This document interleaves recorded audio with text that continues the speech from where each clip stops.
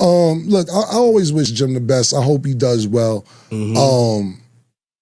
He came a long way. You know what I'm saying? Facts, we all did, bro. Yeah. And that's what I'm saying. Y'all bros, my No, G. I want to tell you something. I'm talking about just from not being my man. You got to realize this is my man who couldn't rap. It turned into my hype man. It turned into an artist directing videos, so his hustle is impeccable. Far as me, for the Diplomat, your question is this, though. You got to think about this, Bleak. We put out our first mixtape probably 2001. 24 years ago. Yeah, the album came out in 2003. So you sit there and say,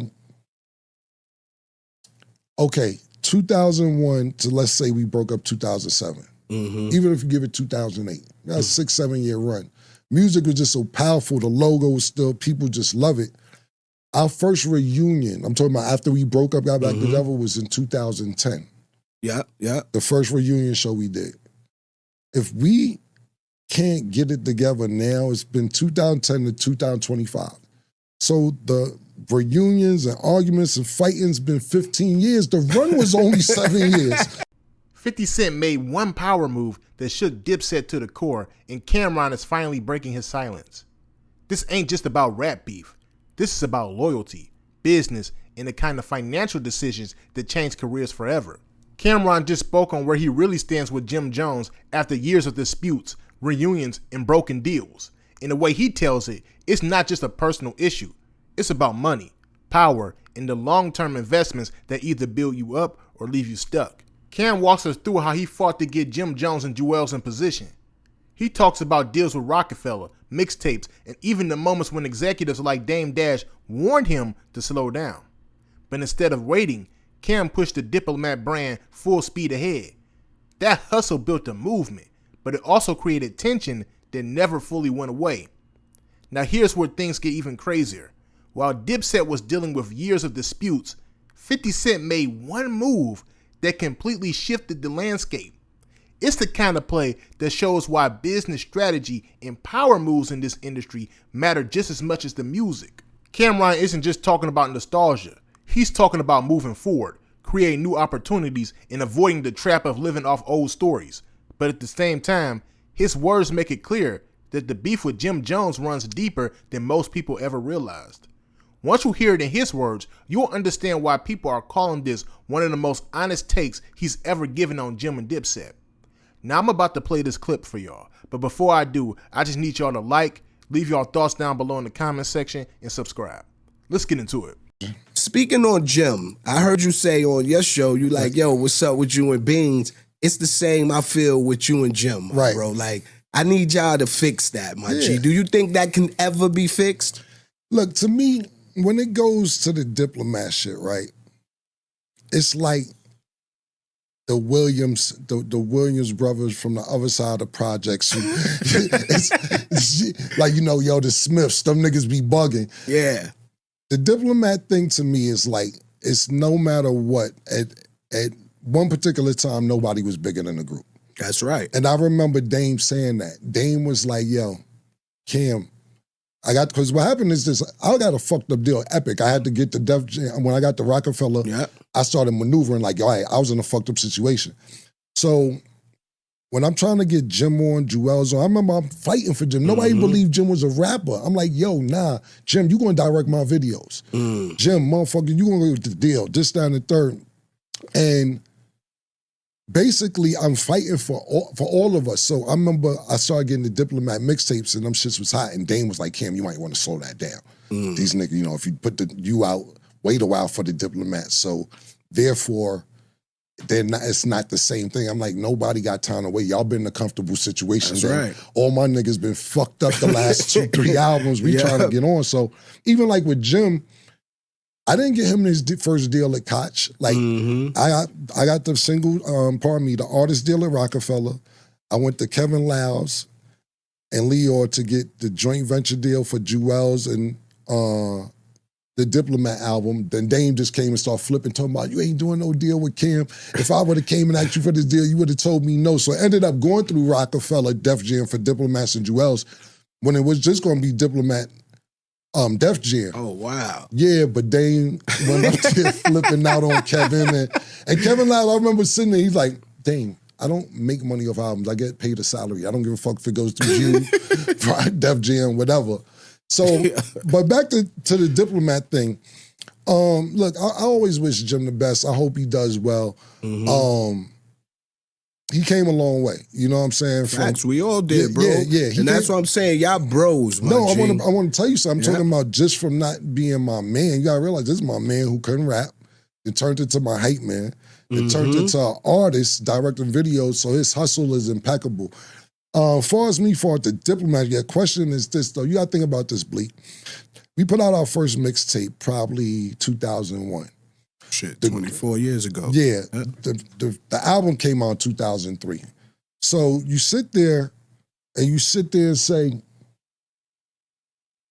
okay, 2001 to let's say we broke up 2007. Even if you give it 2008, that's a 6-7 year run. Music was just so powerful. The logo was still, people just love it. Our first reunion, I'm talking about after we broke up, got back together, was in 2010. Yeah. The first reunion show we did. If we can't get it together now, it's been 2010 to 2025. So the reunions and arguments and fighting's been 15 years. The run was only 7 years.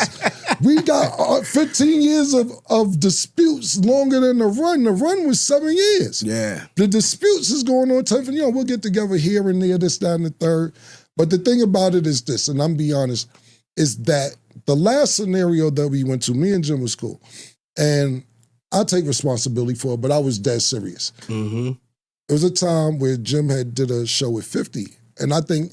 I remember that concept. Right. And I think the way 50 answered the question got Jim mad. But I'm sitting there saying to myself, I'm thinking we on the time me and you on right now. Yeah. We can't talk about... that. We can't talk about, but the way 50 answered the question, it got Jim mad and it riled him up and he went on tangent for 4, 5, 6 months. Still to this day, I guess he's still upset. But I didn't mean militia out of it. I really want to know what it was. how did you get niggas to go fuck with you when me and you beefing and me and Jewels and Jim, not saying we was beefing, but we wasn't on the same page. So it was a real question for me.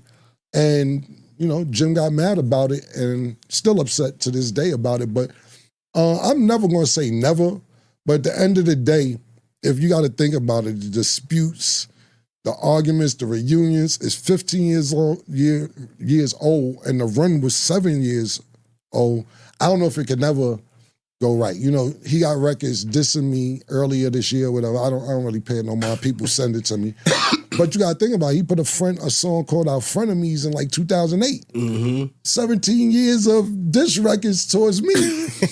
I don't give a fuck. You know what I'm saying? My brain ain't there. It's the same way with Beans. Beans got diss records dissing me and all that. And it's like, I don't know where niggas coming from. But at the end of the day, like, when the lights cut off, the music cut off, everything cut off, I can never erase what was. Right, exactly. You know what I mean? But it's time for niggas to definitely embrace what is. Like, exactly. You know what I'm saying? Exactly. And that's what I be saying to niggas. Like, the best thing, and it's totally different scenarios, but you talked about it. I didn't even see the interview. I seen the clip. Yeah. When they asked you if niggas are ever going to speak again. And you like, he crossed the line. With Dame, I feel like, it's a line that was crossed. Like, Beans ain't go there. Like, I understand that's my nigga. Like, we get on the phone, I'm gonna pick up the phone tonight. Like, you know what I'm saying? But I feel like between them, I don't even have to ask Jay. It ain't even like Jay said it to me and was like, nah, niggas is done. Nigga. It ain't never. I just know knowing him.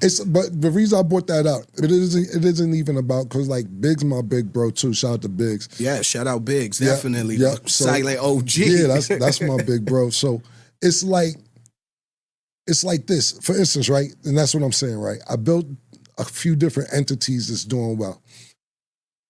Right now, unless Jay feels like being nostalgic or whatever, you're going to see those hats that you wear.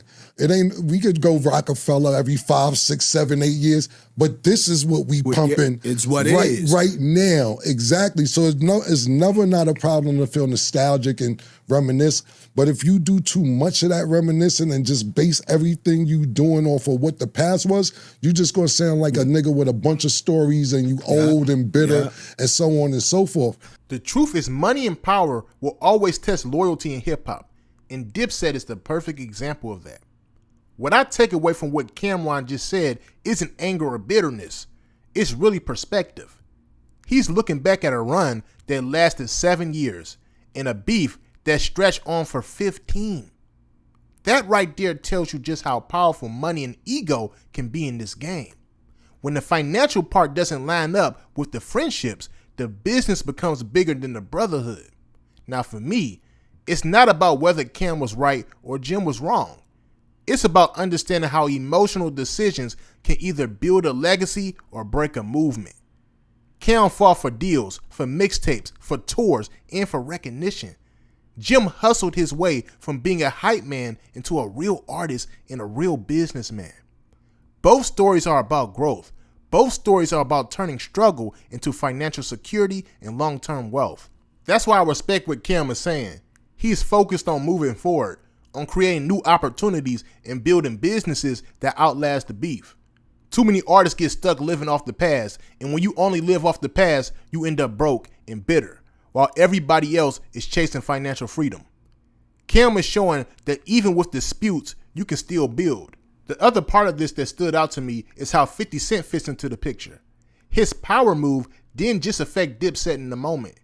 It showed the whole culture how business and war strategy can completely change the game. 50 built G-Unit into a brand, turned music into investments, and made sure his people had ways to secure wealth. That's why when his name comes up, it's never just about the records. It's about the empire he built. So at the end of the day, I see this as a lesson more than a beef. It's a lesson about how loyalty, business, and money all have to line up if you want a team to survive. The music will always be there, but the money moves are what make or break a legacy. Now I want to hear from y'all. Do you believe Cameron and Jim Jones can ever move past money and power struggles to build something new again? Let me know y'all thoughts down below in the comment section, and make sure you like and subscribe. Peace.